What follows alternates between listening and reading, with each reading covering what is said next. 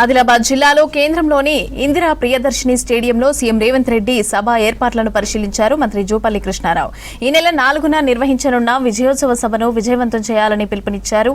పర్యటన సందర్భంగా పలు అభివృద్ధి కార్యక్రమాలను సీఎం రేవంత్ రెడ్డి ప్రారంభించనున్నట్లు తెలిపారు మంత్రి. సీఎం పర్యటనతో ఆదిలాబాద్ జిల్లా దిశ దశ మారనున్నట్లుగా చెప్పారు మంత్రి జూపల్లి.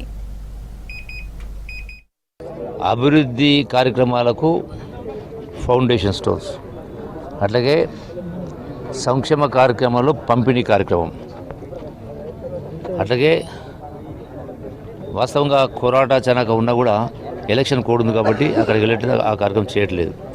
సుమారుగా 500 కోట్ల రూపాయల పనులకు సంబంధించినటువంటి పునాది రాయి వేసే కార్యక్రమం జరుగుతూ ఉన్నాయి.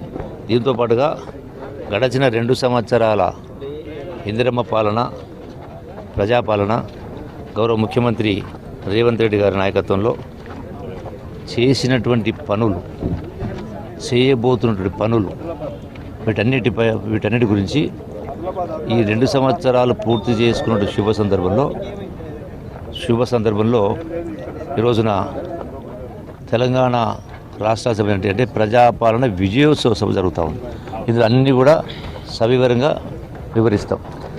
నేను చెప్పేదానికంటే ప్రజలే మనం చెప్పింది కదా, జూబ్లీ హిల్స్ ఉప ఎన్నిక సందర్భంగా బీఆర్ఎస్ నాయకులు, అందులో ముఖ్యంగా కేటీఆర్, హరీష్ రావు వీళ్ళందరూ ఏం మాట్లాడినారు?